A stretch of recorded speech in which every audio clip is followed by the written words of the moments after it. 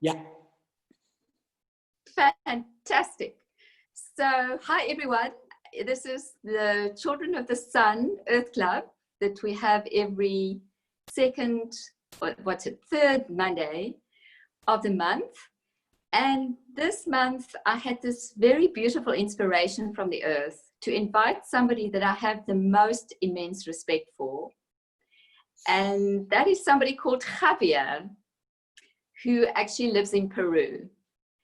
And so Javier, going to, ask him a few questions, and he's going to perhaps give you some very, very interesting information that you may or may not know. I think it's also beautiful because you can look at him, he's so vibrant and amazing, and this is what Peru is for me. So when I'm looking at him, there's a part of me that is in Peru and doesn't have to physically travel there to experience the blessing of that beautiful, amazing country that did so much for me in my heart and the healing of my heart. And one of my probably most profound experiences when I was in Peru, and there are many, many, believe me, was to do a plant journey with Javier. And I was never really keen to explore this, but many of my clients were, and I thought, well, I have to do it myself if I'm able to, recommend it to them or do it with them. And the one person I really trust with my heart and almost my life is Javier. I think he's the most incredible shaman, and I have immense respect for him. So welcome, Javier. Thank you, Lisa. Thank you for your kind words. Oh, it's totally from the heart, and I can say so much more. So I think, Javier, just to start, do you want to tell us where you are? Because you're in Pisac, hey? And I love Pisac. Pisac for me is, I think after Machu Picchu, the ruins of Pisac, very, very powerful. Very powerful indeed. I moved to Pisac 15 years ago in order to do my work with plant medicines, most importantly, San Pedro, Huachuma, and Ayahuasca. And Pisac is a small village at 3,000 meters of altitude in a very privileged, energetic place, which is why I was drawn to move here to do my work, because I discovered, actually it was during my first solo San Pedro ceremony at the ruins of Morai, which you must know. And that day I realized that why the Incas settled in the Cusco region. That day I saw how the energies of the jungle, which are just round the corner, come through Machu Picchu and through the Sacred Valley. And at the same time, we have the energies of the glaciers that comes down, and everything mingles here. It's a very powerful place to be at. And it has been a wonderful choice also because the energy of this place, the energy of the mountains and the sky are very conducive to self-honesty and clarity. And these mountains have invited me over and over again to be honest instead of buying my own bullshit. So it's been an excellent choice. I have led, right now I'm on hold, but I've led ceremonies, retreats, shamanic dietas, and also I have published books about sacred Peruvian plant medicines.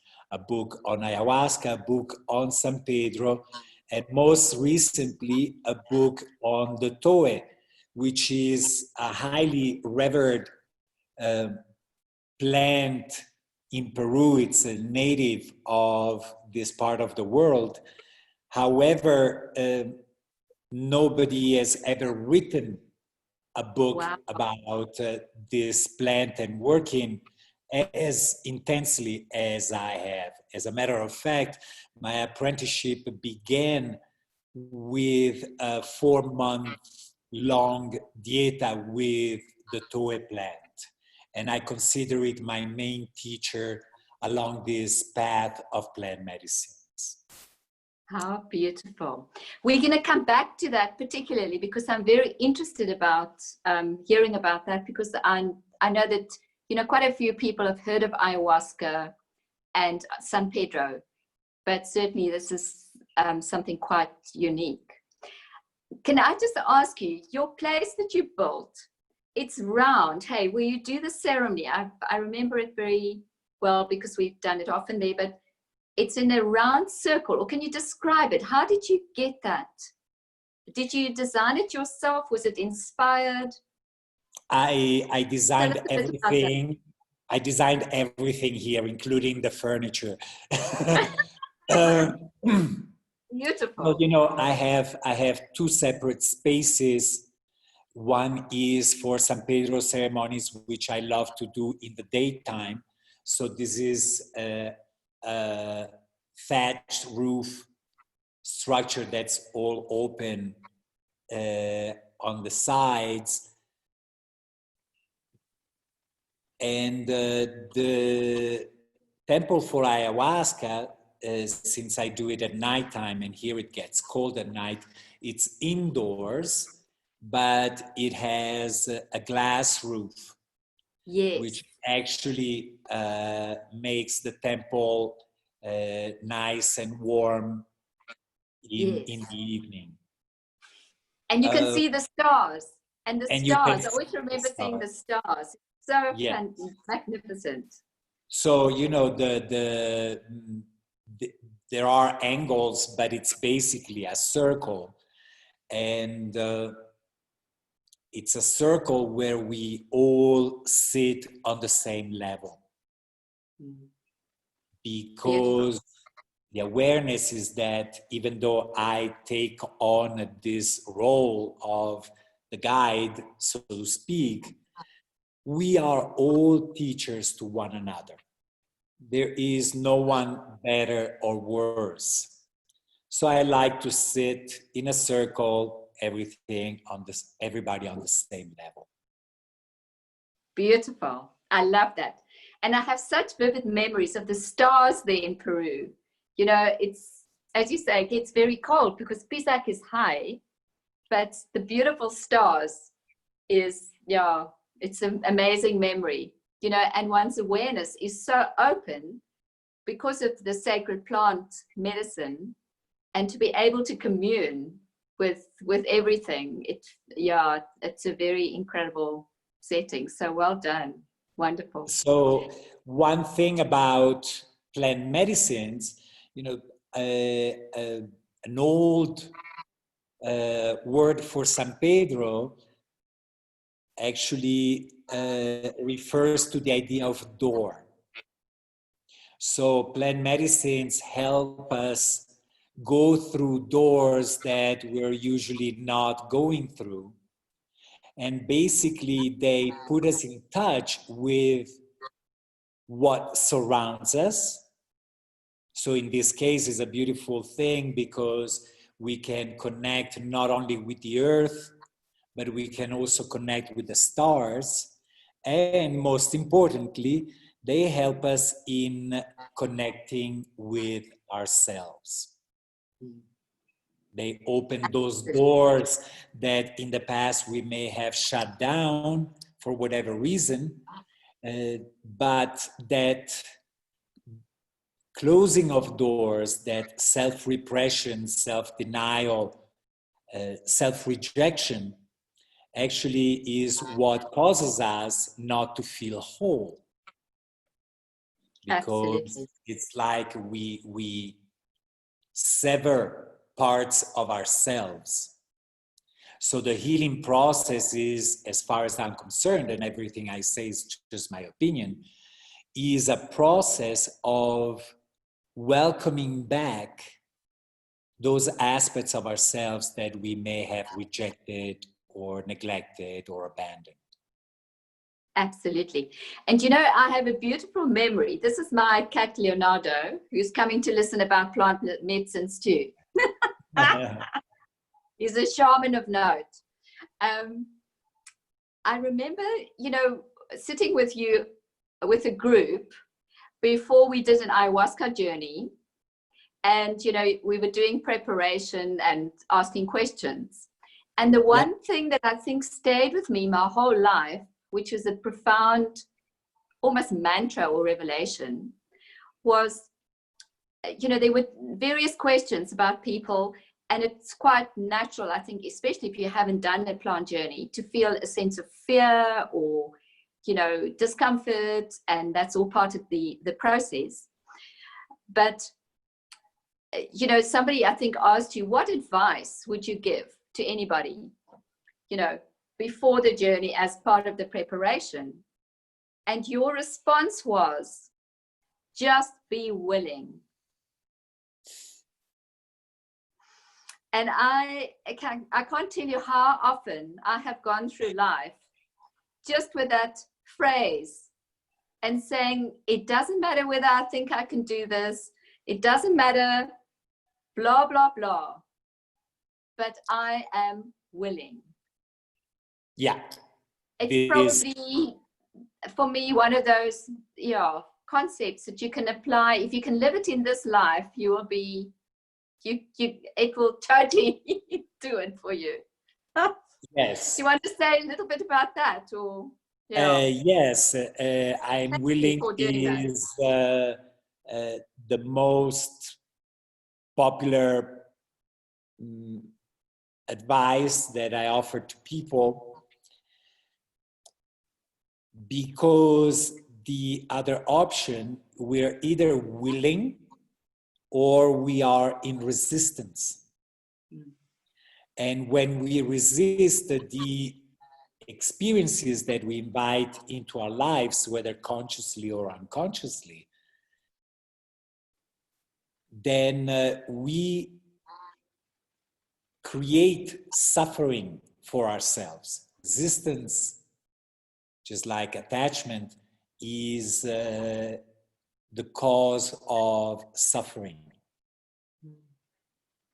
And I strongly believe that we are not here by accident or by mistake.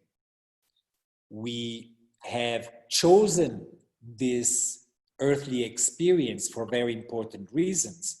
Now, when we finally find ourselves in the middle of it, oftentimes we feel overwhelmed. We are in judgment and we start resisting that experience. But what we are really resisting is our own journey. So that resistance creates a suffering, and it doesn't take us anywhere, because what we resist persists, no matter how well we resist it.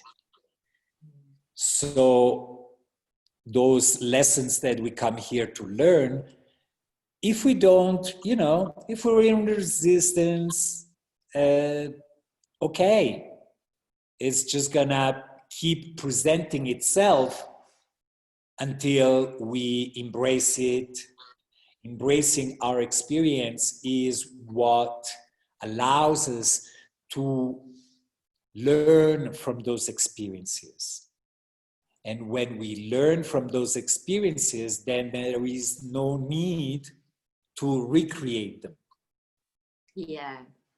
And would you say that by doing a plant journey, it's almost like you have an opportunity to speed up life, and that opportunity of experience and choice to almost bring it up more easily or more fully, not maybe more easily, but what is the benefit of that? People who, so you probably know from yourself, your experience, that in life there are no shortcuts. Yes. So to approach this process, hoping to speed up our growth and healing, is, as far as I'm concerned, the wrong attitude. Okay. The choice to engage with this powerful process that indeed is capable of bringing very important and rapid transformation is just a choice from oneself to oneself to continue our growth and healing journey. This is just a different modality. It's not better or worse, faster or slower.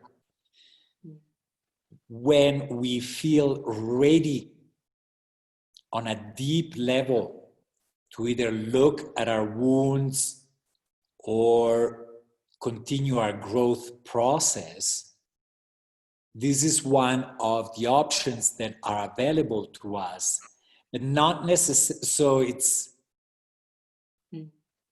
it's a call. It's a call that happens in very mysterious ways. What is important to be aware of is that this is no magic pill, and that the stronger the experience that we may have, the more challenging is the integration of that experience. Yes. Yes. So to look for peak experiences and think that, you know, it will solve everything is not a correct perception as far as I'm concerned. So I'll give you an example. A year ago, I went to the jungle to diet with my teacher with this plant, the Toe Datura plant. And for the first time after 14 years. The Toe plant is possibly the most challenging of all plant medicines. The diet itself in the jungle for 3 weeks was actually rather pleasant and smooth. When I came back to Pisac, for 2 months, it took me 2 months to put my feet back on the ground. Wow. A rather challenging process. And it was followed, the integration process lasted a full 6 months. Wow. Yeah. So this is a process that cannot be taken lightly, because what happens in most cases is that engaging with these plants is only a beginning. It's an opening of doors of our own inner cauldron. And then the real work happens afterwards. Yeah, exactly.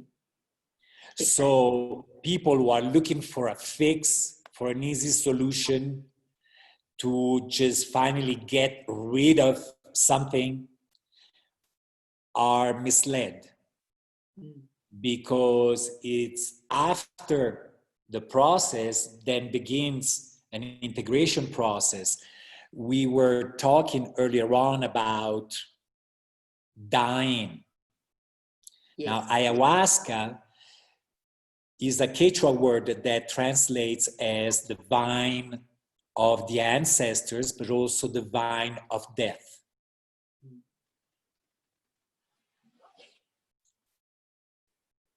The rebirthing part of it will take as long as needed. And oftentimes people who drink ayahuasca, in the following months, they experience, say, being laid off from work, or their spouses leaves them. It's a dying process that is psychological, but that encompasses our whole lives. If the main message that I believe these plants have for us at this time is let go. Let go of whatever may have been important in the past, but is no longer useful for our journey. We all seek change, and we all resist that change equally. Yeah. So, so say for instance, you've been in a job that no longer satisfies you, but you're holding on to it for security or whatever reason. And the process with the plants only makes you more strongly aware that this is a dead end. If you're still staying in the same place, maybe the company will shut down from one day to the other. And that change happens, when first this pandemic blew out. A friend and client wrote to me and said, I realized that I'm in the middle of an ayahuasca ceremony. Wow, I love that. And she said, I realized, and this is so important, I realized that this is not happening to me, it's happening for me. Yeah, beautiful. So it's really the commitment and the willingness again, isn't it? Yes, and most importantly, a couple of aspects of pursuing a spiritual life that is not talked about in the West because it's a hard one. It's patience and humility. Yeah, beautiful. As ego-centered people, modern people, we don't know patience and we don't know humility. And we keep going through life looking for that perfect product that will take care of everything as quickly as possible. The spiritual process is an organic process. It happens in its own time. We may support it as best as we can, but we cannot hurry it. We cannot tell a tomato to ripen. Yeah, exactly. Just because we're hungry. The tomato will ripen in its own time.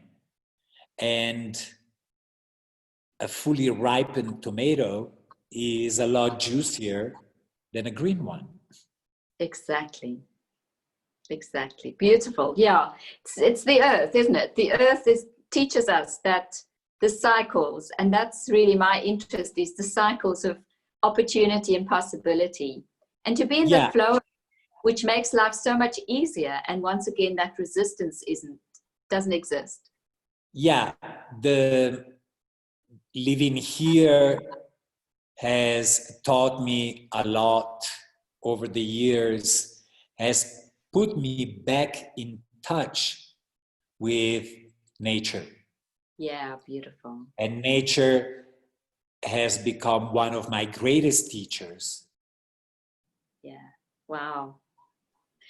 And I do believe that the lunacy that we all suffer from as modern people is most importantly due to that alienation, that separation from the earth, a resistance, a judgment against the rhythms, the cycles of the earth. I struggled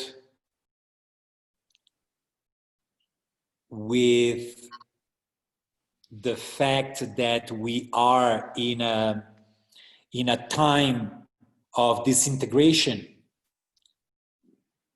of destruction. And it took me almost 2 years to truly surrender to it and to actually appreciate the wisdom of creation as it manifests on this planet, that is a birthing, a maturing, a declining, and a dying, so that a new birth can happen. Yeah. So how would you say, you're immensely creative. That's the other thing that I absolutely admire about you, is it seems to just be a flow out of you, just in many different ways. So the plant journeys, as you say, there's the destruction of it, but also underneath it, it then opens up this natural creativity that we have. Can you talk a little bit about that, or your creativity? I mean, you've expressed, you've written, Okay. you're very artistic, musical. How can we use that as an inspiration when everything is falling away, to become the true co-creators with the earth? First of all, for many years, I live my life aware that I create my life. I create even who I am in this world. It's a creation. It's my own creation. Exactly.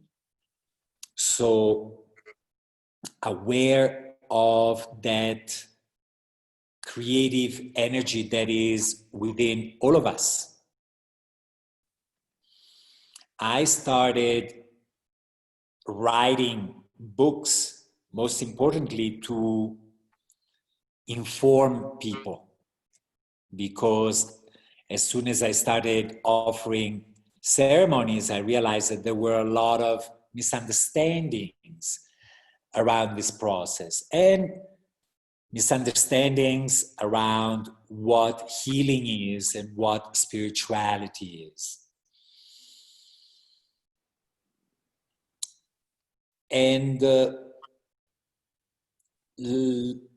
years ago, I had a San Pedro ceremony by myself, and at the end of it, I started imagining a story, a little story. And then I was like, wow, this is cool. This is fun. And then I never managed to sleep after a ceremony. So I spent the night envisioning this little book called A Gift of Love. And by the next morning, I had pretty much all the contents, all the titles, everything that I wanted to have in it, and the illustrations and this and that. And then a very interesting thing happened is that within 3.5 weeks, I had written everything. Wow. It just flew out of me, through me, whatever you want to call it. And the same thing happened after my Toe Dieta a year ago, and in March and April of this year. Once I committed with my publisher to create an expanded version of A Gift of Love, which is called A Greater Gift of Love, and which is coming out in August, just everything started flowing out of me. But also what really supported this creative process is that a year ago in the jungle, and then here, once I came back, my process turned out to be all about healing the wounded feminine within myself.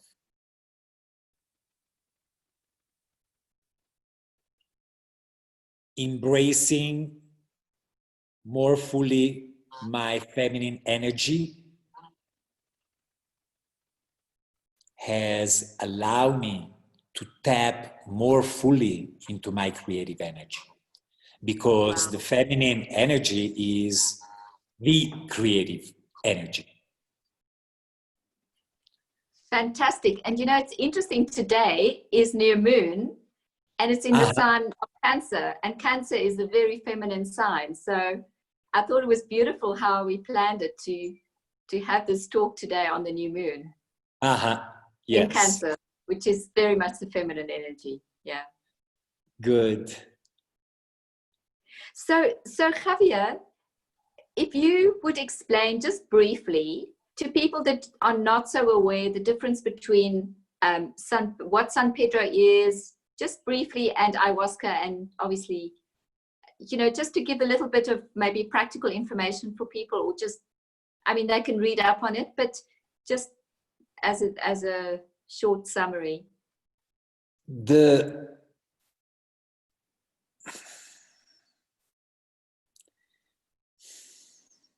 ayahuasca, as a rule, entails a much deeper healing, cleansing on the physical level. Also San Pedro, but ayahuasca much more strongly.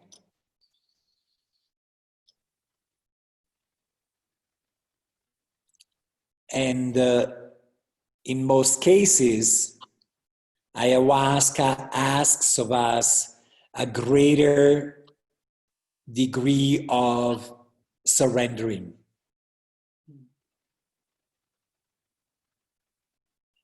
San Pedro is usually a gentler medicine,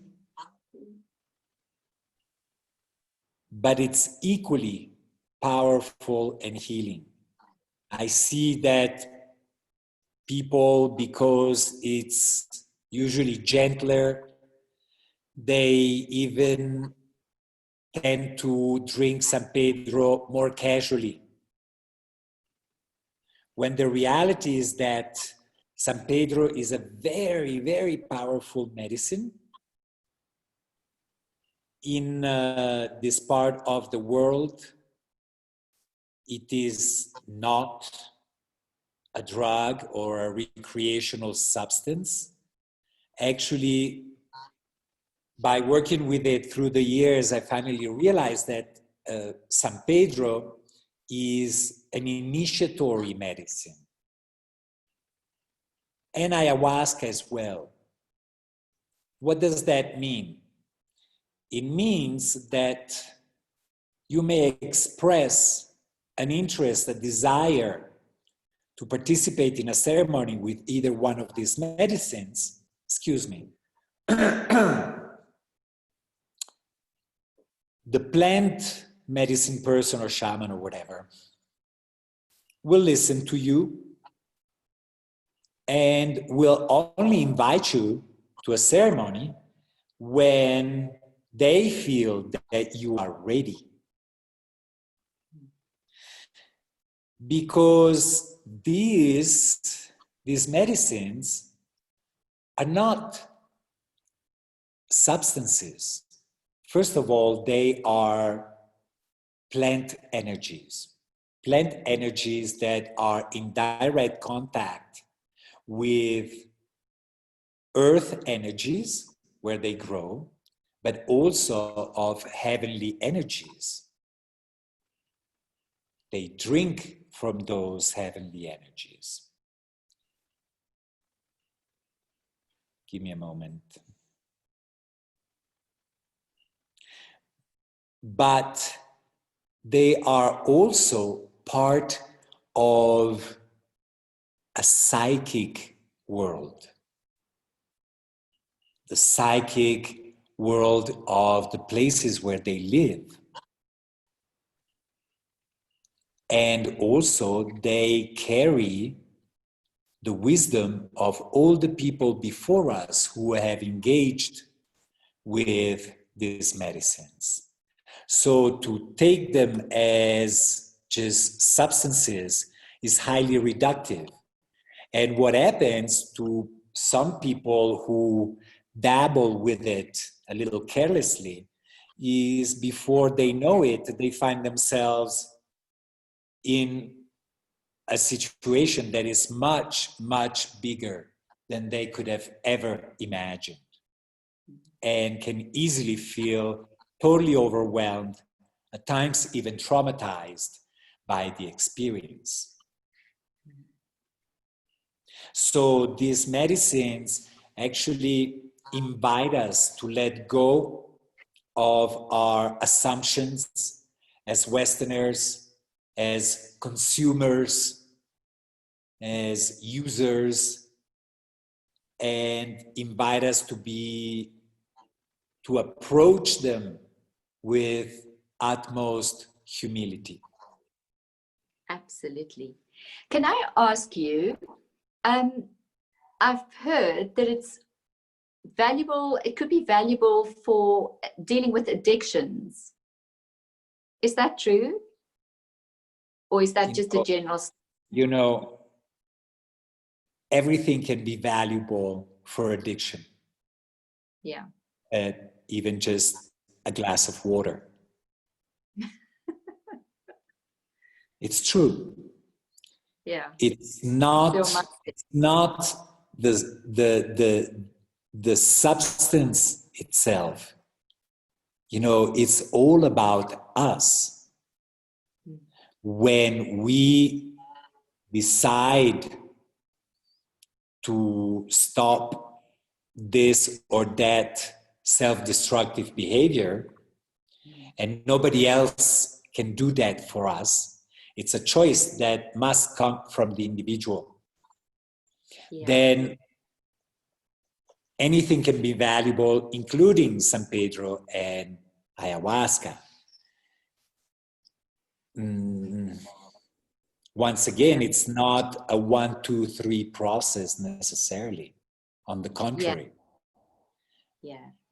The thing I don't do behavioral therapy. I think that behavioral therapy is very limited. My work, the focus of my work, is to look at the symptoms, say for instance, drug addiction. Yeah. And actually support my clients in going deeper into the reasons for that behavior. Otherwise, before you know it, they'll be out in the streets looking for drugs. Yeah. I suppose for me, the value or the difference I see with the plant journeys for me is the engagement of the body. The effect, the very active part the body plays. And that for me is a fantastic thing. That for me makes it quite unique. and different, because you get the different modalities working with the body, but this feels like such an integrated, you know, everything is included. Yes, yes, that's what I appreciate about it as well. You know, since these are plants, as plant teachers, they teach us about not only nature, but also they teach us about our bodies. We have been for 2,600 years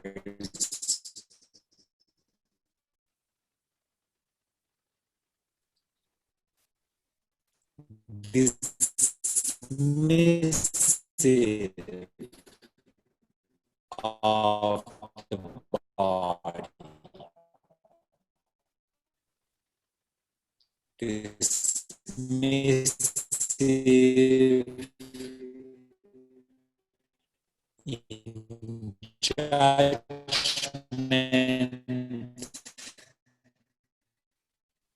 It's something lower.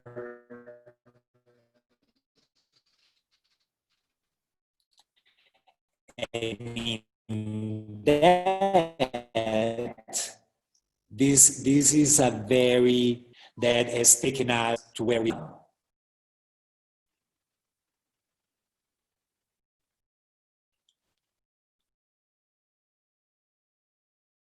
Okay.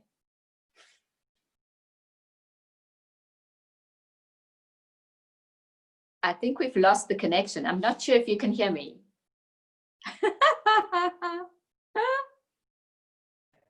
I'm unable to hear you, Javier, but let's see if it comes back. Okay. Well, it's back. It's back. Great. Can you hear me? Okay. Yeah, I can hear you now. So this is part of as far as I'm concerned, of consciousness evolution. We have been exploring the male energy for the last 3,000 years. And now we're reaching a place of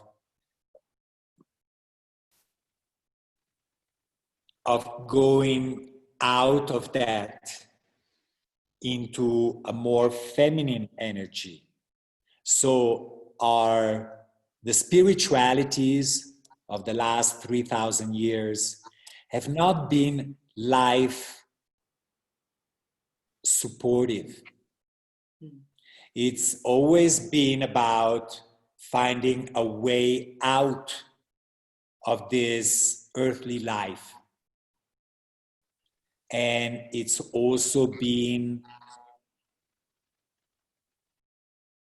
very judgmental of life as we know it, of our bodies, and of the feminine, which are all expressions of this. So the process that plant medicines also invite us into is to reconnect with our physical bodies instead of keep resisting them. Yes, fantastic. And that's a massive shift, especially for us Westerners, isn't it? Because we've lost that connection, and through that, the connection to the earth. Yeah, amazing. So Javier, we kind of wrapping up. So thank you so much for an amazing introduction and deep, authentic for me. How should I say? Expression of what these plant journeys really are, because there's so much conflicting kind of ideas about it. And I feel it's such an important thing for us to embrace in whichever way, for the future, that there's it's kind of returning to really old ways that we've forgotten. And this is one of the ways of reconnecting. And as you say, it's not for everybody, but it's very important that we are aware of different possibilities that exist. Yeah. Maybe you can say something about that. Well, it's increasingly so in the last 2000 years, and even more so since the scientific revolution. We keep perceiving nature as a threat. We do that because we are increasingly identified with our minds and our egos, which makes us feel small and separate.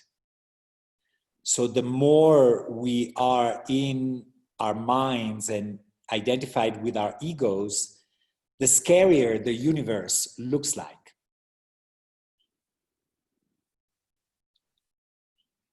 So it's a wonderful thing to rediscover these plant medicines, because we learn experientially that out there in the world, there are actually life forms that are benevolent and that are more than generous in supporting us in coming out of this nightmare of fear of death and of separation. Oh, beautiful. That is so beautiful. Yeah, and just to end, for me, I just feel this massive warmth in my heart as you're talking. That absolute connection through the heart.